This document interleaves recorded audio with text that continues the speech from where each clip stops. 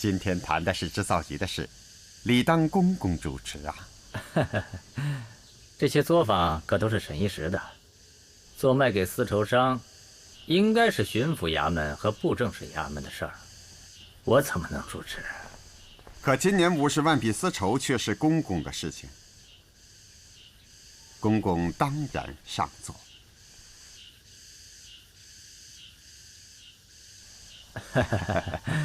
也好啊，请。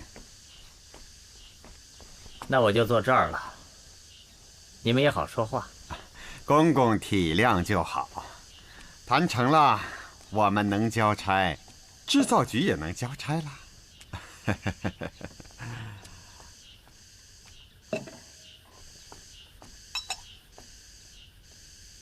是今年的明钱啊？当然是今年的明钱了。竟像是刚采下的，什么法子保鲜的这么好？公公取笑我。装坛密封，搁在地窖里，这法子还是公公教给我的呢。哦，我倒给忘了。但愿明年还能喝上新采摘的明钱。只要有公公在，不要说明年，就是后年也能喝上新采摘的明钱。说得好，咱们明年后年还喝新采摘的明钱。天快黑了，今天饭就在这里吃，事就在这里谈。无论如何，咱们也得把这个约给签了。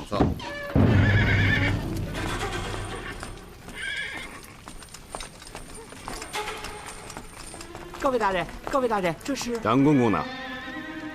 正和郑必昌和茂才在沈一时的作坊呢。赵大人已经接任了，奉上谕，今天晚上就抓郑必昌和茂才。赶快把杨公公请过来。是。快请几位大人到里面歇息，我去请杨公公回来。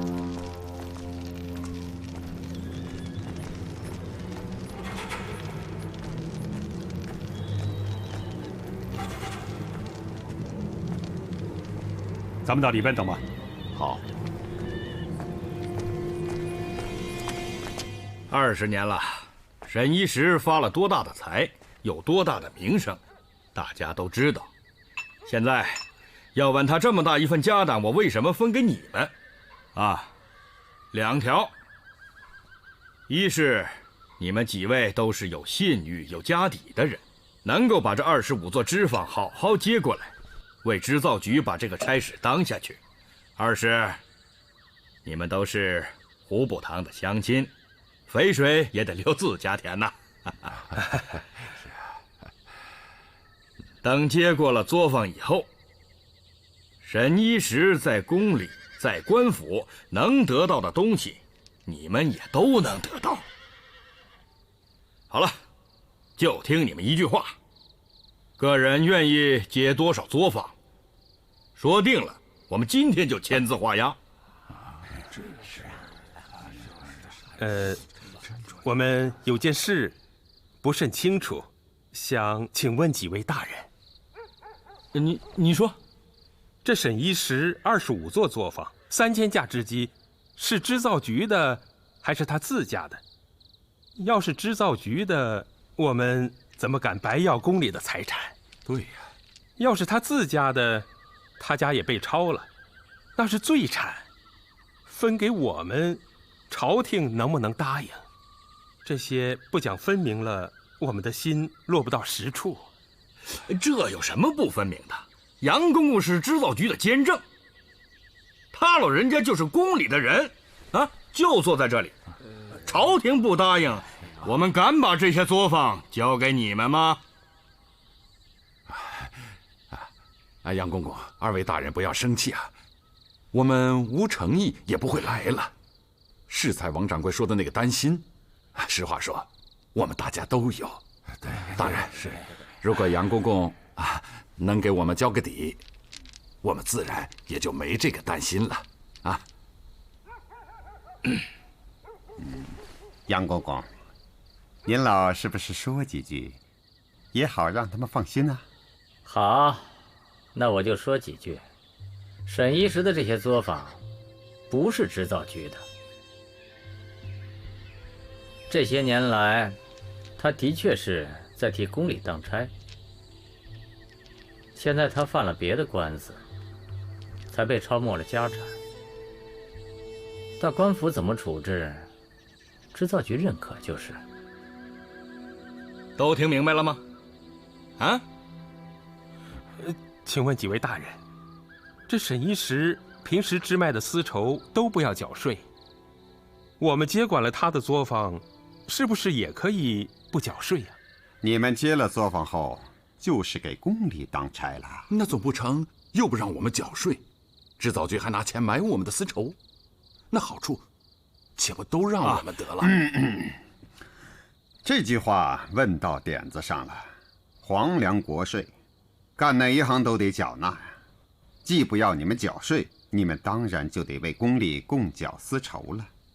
这是一笔细账，诸位耐住性子，待后我会一笔一笔的跟你们算清楚。算完了以后，你们就会知道，接了沈一石的作坊，只有好处，没有坏处。这话干脆挑明了说好。你咳嗽，我也得让他们听明白了。25座作坊，每人要多少？今天就签字画押。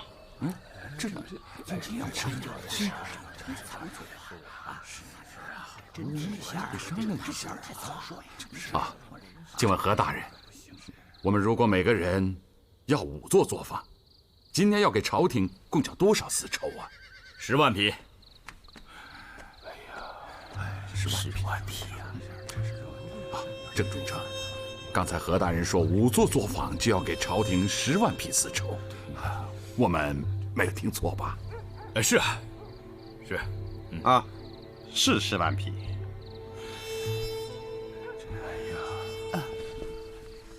等着吧。哼，知道了，是真宫局催要今年皇上万寿的衣料。那我得失陪了。2位大人先陪他们慢慢谈着，有什么结果告诉我一声就好。公公还要签字是吧？那是。公公，这么多年了，织造局的账只怕一时片刻也算不清。公公交给了差事，能赶过来更好。好，能过来，我自然会赶过来。哦，2位大人，可5座作坊，今年满打满算织半年，最多也只能织出17000匹丝绸。2位大人，岂不是要我们倒赔83000匹吗？是啊。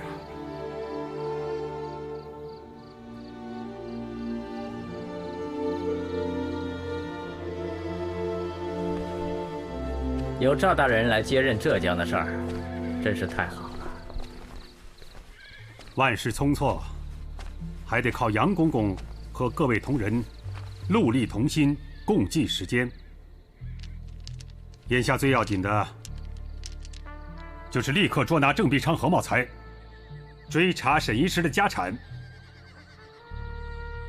咱家的意思，先等一等。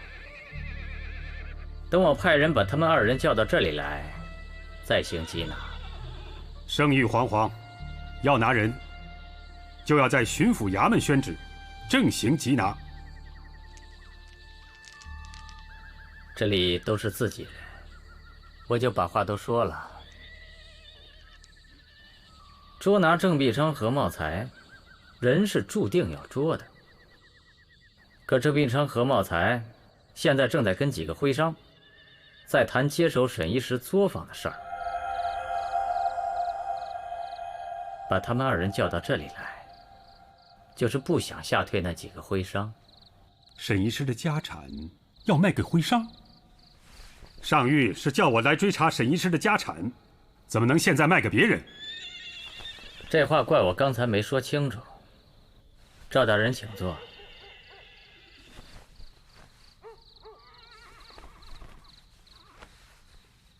捉拿郑必昌、何茂才，查处签案官员，追缴他们贪墨的赃款，这都是跑不了的事儿。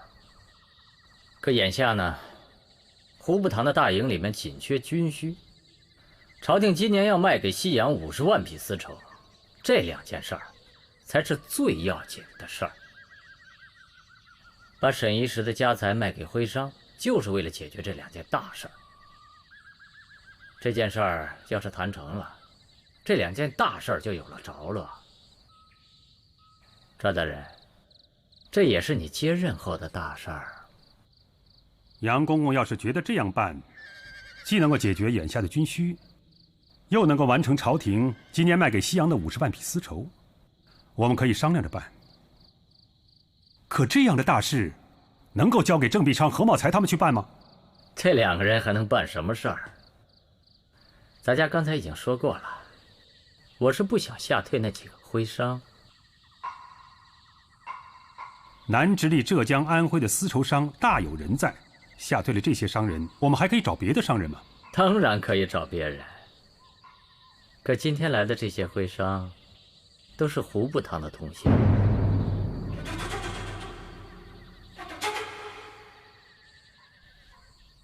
还有，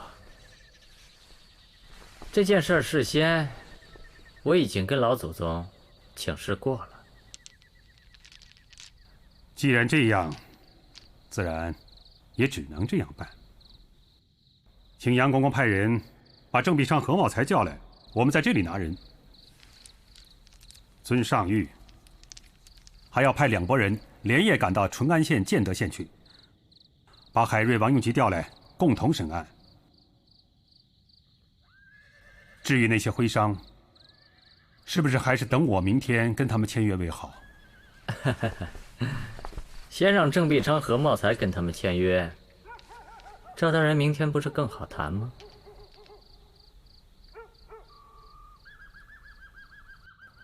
杨公公的意思，几位钦差以为如何啊？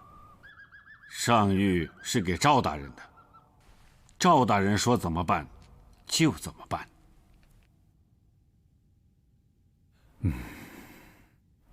那就分头去办吧。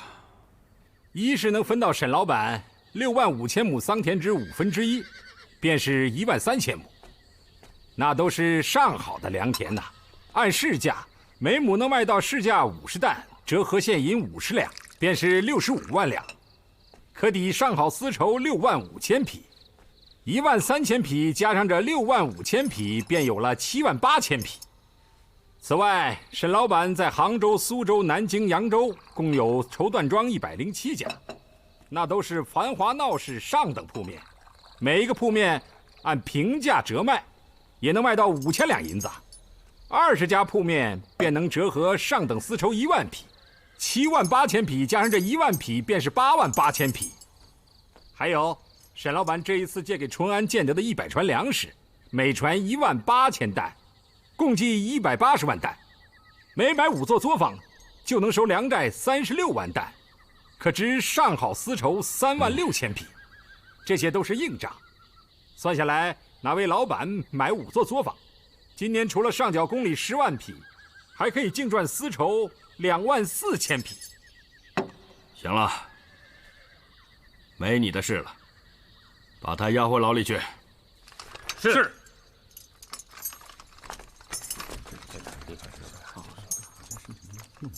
各位现在心里都有底了吧？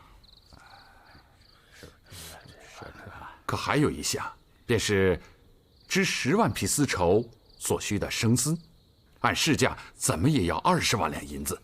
算上刚才那些账，我们每5座作坊今年还得亏损17万6千两银子，折合丝绸便是17600匹。照刚才的算法，今年各位是要亏损一些，可是到了明年，朝廷便会补回来。怎么补回来？只要谁接手了沈一时的作坊，谁今后就是织造局的公差，也就是我们浙江官府的官差。凡这次接手5座作坊者，你们原来的作坊还可以并过来5座、10座作坊，从今年起，不但一律免交赋税，往后每年产丝绸所需的生丝一律以官价，也就是市价的1半，由官府代为收购，免税一项，半价收购生丝一项。你们今年的损失只是88000两，如果加上并过来的5座作坊，那你们的损失也就只有44000两。请2位大人见谅，沈医师的作坊是我们不敢接手，我们几个决定退出。说了这半天，这账还没算完，你们就打算退出？要是每人每年10座作坊，你们只需向宫里上缴8万匹丝绸呢。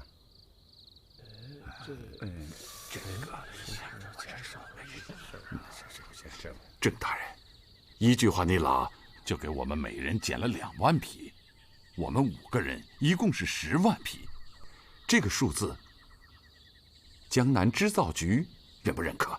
宫里认不认可？是啊，这就不是你们该问的了。我是浙江巡抚，我说的话自然是织造局的意思。那我们就认了，每人接手5座作坊，再并过来5座作坊。好，现在郑大人和我就可以跟你们签字画押，然后送到织造局杨公公那里盖印画押。还是再缓缓啊！还是再缓缓。缓什么？啊，不是我们不相信2位大人，啊，既然是织造局的差事，2位大人能否明天将杨公公请来，当面在约书上再盖上织造局的大印，我们再见。给脸不要脸是不是？我们一个巡抚，一个布政使，撂下这么大一个浙江的事情不管，陪着你们一笔一笔的算账。你们倒好，拿起糖来了啊！要不是看在胡补堂和你们有相宜，我早就派2个书办跟你们把约给签了。签，现在就签！来人！杨公公，请来了。终于谈成了。是啊，谈成了，对朝廷总算有个交代了。杨公公，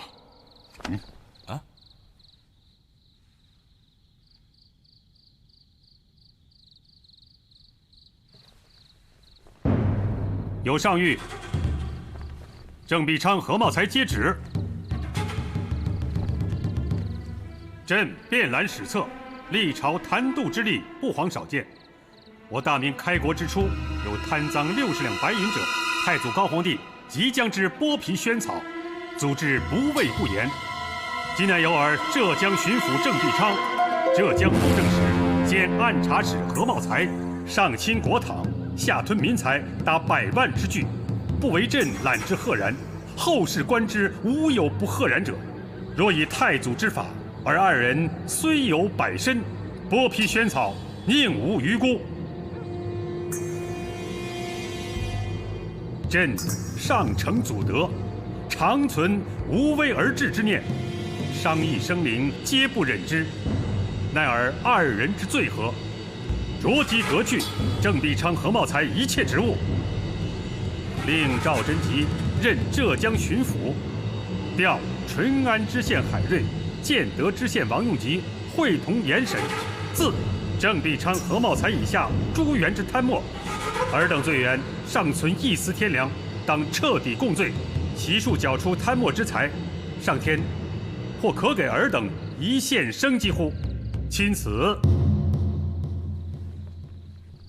郑必昌、何茂才，谢恩领旨吧。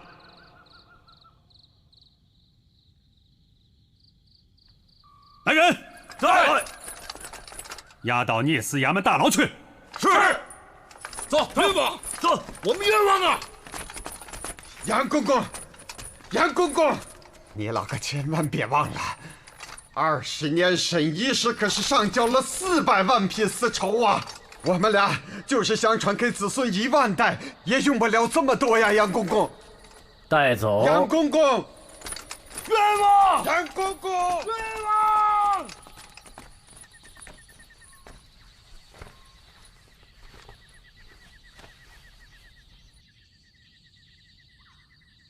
海瑞和王用吉，最快也得明晚才能赶到。还有几个罪官，今晚也得立刻缉拿。今天我不听这一段。母亲想听哪一段？儿子背读就是。背下面一章，就是见证章第15，说臣子敢跟皇帝争，儿子敢跟父亲争那一章。母亲，还是另背一章吧。啊，就这一章，前面的就不用背了，只背儿子敢跟父亲争的那一段。父有争子，则身不陷于不义，故当不义，则子不可以不争于父。跟阿母说说，这一段是什么意思？孔子的意思是说，如果父亲有一个敢于直言的儿子，那父亲就不会做出不仁义的事情。假如父亲做出了不义之事，做儿子的就不能保持沉默，要婉言劝告。不对，孔子明明说的是争，争怎么是婉言劝告呢？母亲说的是，圣人所说的争啊，可以解为直言抗争，可儿子觉得还是解为婉言劝告好些。那下面一句，臣不可以不争于君，是不是也是婉言劝告呢？阿母，还是有所不同。怎么不同？有大不同。父亲不过一家之长，偶有不义之举，婉言劝告，纵然不听，不过一家之不幸。君主掌一国民生，若有不义之举，则民不聊生，甚至生灵涂炭。故臣者必须直言抗争。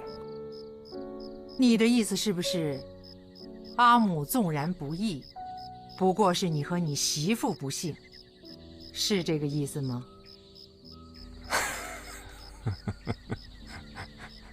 阿母，义与不义是指的男人。母主中馈，没有什么不义之举。可孔圣人所说的话，绝不是指的母子关系。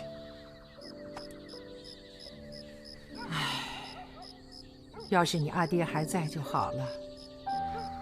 7月15也快到了，该祭奠祖宗和你阿爹了。孩儿不孝，让母亲伤心了。做什么？母亲年迈了，不能不人侍候，儿子还是在这里陪母亲吧。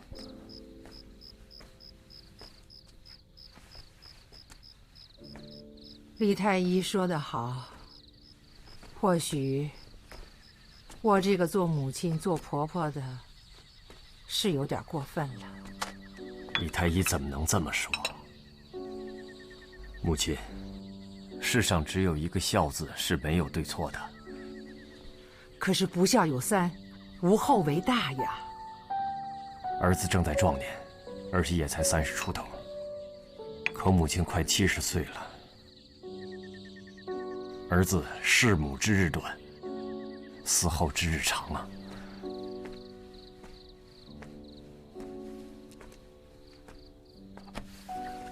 李太医开的药，你吃了吗？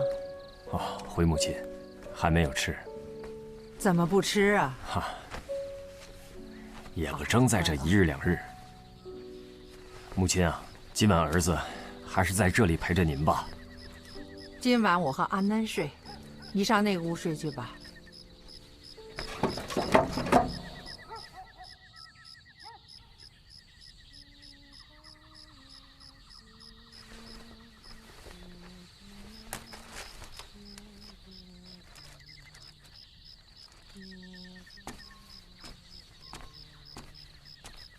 如贤。哎，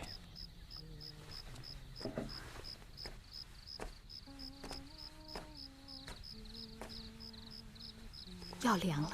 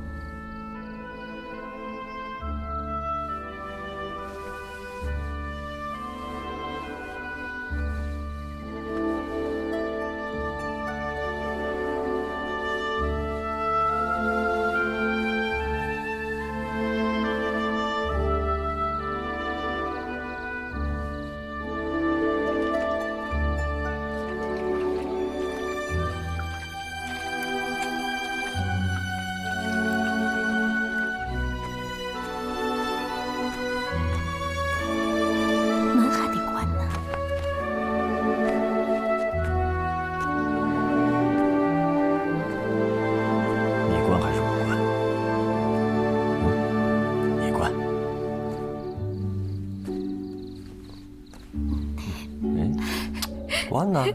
你关，别闹了。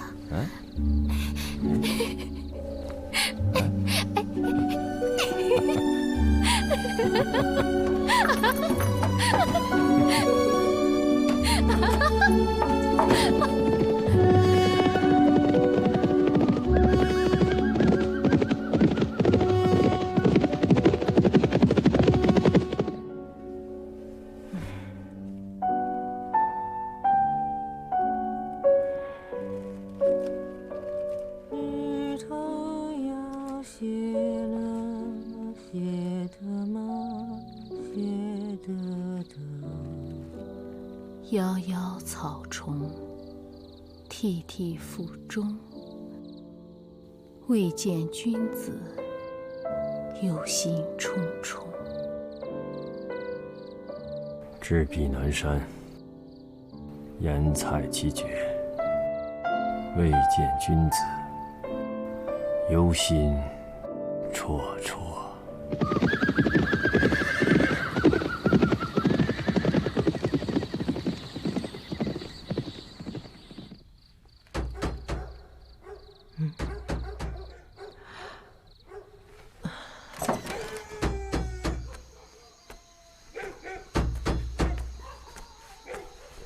什么事？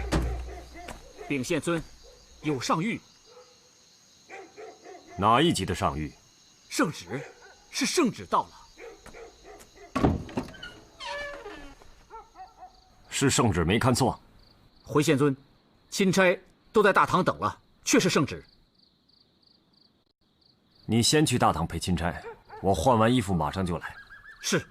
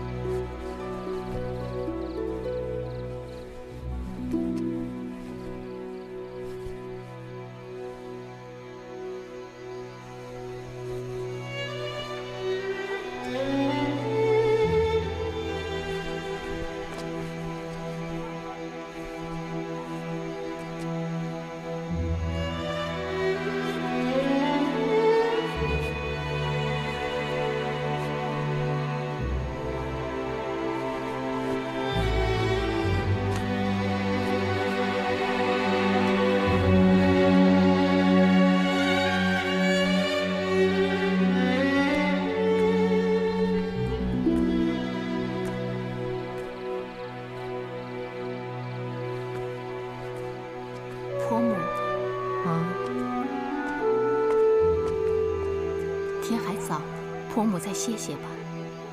不歇了，看来鲁贤要办大事，你去准备些干粮和换洗的衣服吧。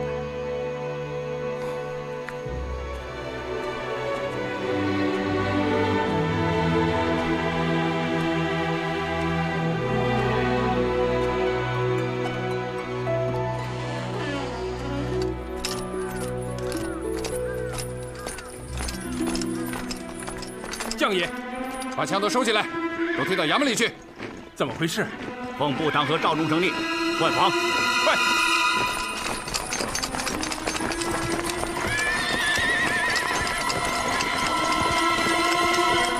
一个都不许动。什么人？自己人。到西院去。换防。您等等，他是胡部长的人，你去布防吧。快，动作快一点。部长已经回杭州了，等这里抄点清楚了，你再去详细禀报。跟别的人一个字也别说。哎，兄弟，有件事似乎应该立刻禀报布唐大人。什么事？正北上何茂才昨天找来的那几个商人，好像是布唐大人的亲戚。他们找布唐大人的亲戚干什么？听说是叫他们接手沈一时的作坊。会有这样的事？为什么不早禀报？他们是在沈一时作坊里签的约，我也是昨天晚上听跟随的人回来说起才知道的。听说他们今天还要拿着约到织造局找杨公公签字。浙江现在是个烂摊子，搞不好你也会陷进去。如果搞好了，你赵梦静就可能入阁拜相。圣上这是在为下一届的内阁物色人选呢。我不做如是官，功过从来结伴而行。我不求有功，无过便是功。无过便是功。梦静，赶紧按圣谕把沈一时的家产算清楚，彻查浙江官场贪墨的汇款，悉数抄没，交归国库，这便是功。交归国库？沈一时的家产都要转卖给别人了，你不知道？站住！有急事需立刻禀报布唐大人。现在不行，新来的巡抚赵大人正在跟布唐大人议事，先坐等吧。这件事，胡布唐事先当真一点也不知道。扯淡！7天前我还在京师，昨晚才赶回来，从哪里知道啊？抄没沈一时家产的事情，他们已牵涉到你了。牵涉到我？你知道接手沈一时家产的那几个商人是哪儿来的吗？都是贵乡徽州的，有几个还是绩溪人，和你还有亲谊。混账！他们怎么敢这么做？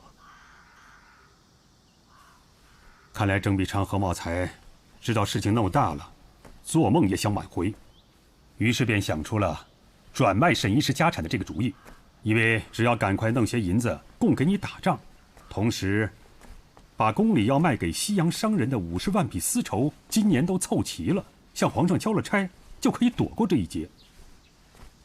关口是织造局正好利用这个火梅子，把火烧到你头上了。把这些约书都收了存档。是。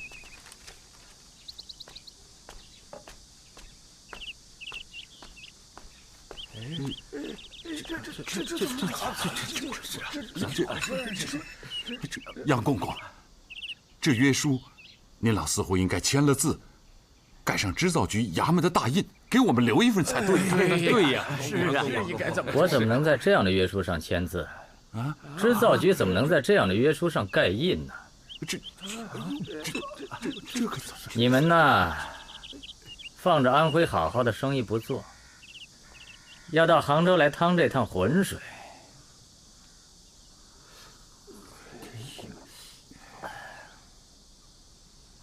实话告诉你们吧，郑必昌和茂才昨天晚上已经奉旨被抓起来了。哎呀，这，我们怎么办？我们的合约，哎呀，杨公公，杨公公，我们都是安分守法的商人，哪里知道朝廷和官府的大事？是啊，既然郑大人、何大人犯了窃案，我们和他们签的约，自愿撤回。对呀，我们自己撤回。你当这是赶庙会买东西？想买就买，想撤就撤。那这怎么办？这是亲案，卷进来的人一个也跑不了。杨公公，放我们回去吧！干什么？你们这是干什么啊？约是你们自愿给郑必昌、何茂才他们签的，求我啊，还不如去求胡部长，官儿可比我大。孟景，这个时候皇上派你到浙江来，是意在填补国库亏空。他们以往打着皇上的名号敛财，现在依旧打着皇上的名号，将应该交归国库的财产转归织造局。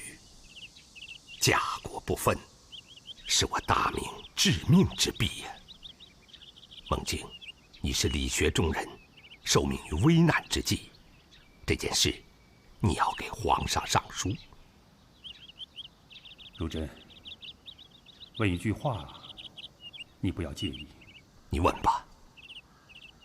你是浙支总督，这些事你都知道，你为什么不上书？今年你就2次见到皇上，为什么不当面向皇上陈奏呢？是怀疑我拿你当枪使。你这样说，那就当我没问。话既然问到这份上了，我回答你：年初改道为丧，我尚未上书，上了书以后结果怎样，你都知道。因为上自皇上，下到朝廷各部，还有你们这些同僚，都把我胡宗宪当作严阁老的人了。有些话，有人能说，有人不能说。这件事，你上书不公也为公，我上书无私也有私，这个道理你自然明白。现在你这样问我，是担心我会牵连你。既然这样，就当20年，我们从来没有交往过。我那几个同乡，你仍然可以把他们牵扯进去。沈医师的家产，你卖给他们就是了。我赵贞吉不是这样的人。请转告部堂大人，我来过了。朝廷的事，你要正办，我当然也要正办。可你知道，凡是宫里插了手，怎么办就由不得我们。就拿这几个乡绅来说，现在被杨公公叫去了。如果织造局一定要逼着他们接手沈医师的家产，牵涉到你，就很难分辨。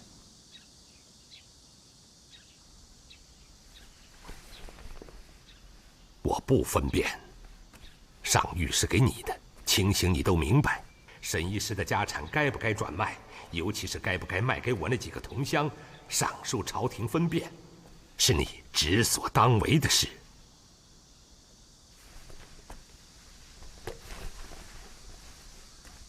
戚继光的军报来了，接下来跟倭寇有几场血战，下午我就要回军营了。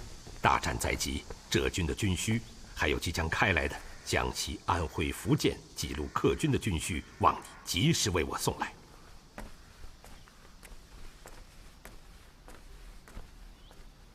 汝真，汝真。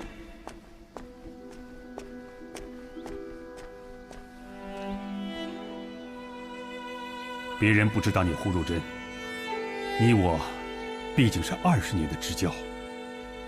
不讲我们的交情，为了国事，为了让你一心在前方平定倭寇，我也会替你送军需，也会替你把这几个同乡解脱回去。织造局一定要把沈医师的作坊卖给其他商人，除非我明发上谕，或者内阁的急地，否则我会上书我会去争。孟敬，我大明朝几千里中，就一尺净土，支撑大厦，也就靠你们这些理学之臣了。善谋国者如烹小鲜，这样的事盘根错节，郑必昌和茂才还有许多官员，背后都牵涉到朝廷，牵涉到宫里，有些事该追，有些事就不能追查到底。该争的争，该忍的就必须得忍。浙江之事，就全靠你了。抗倭才是军国大事，系柳营不可无周亚夫。你放心去就是，我知道该怎么做。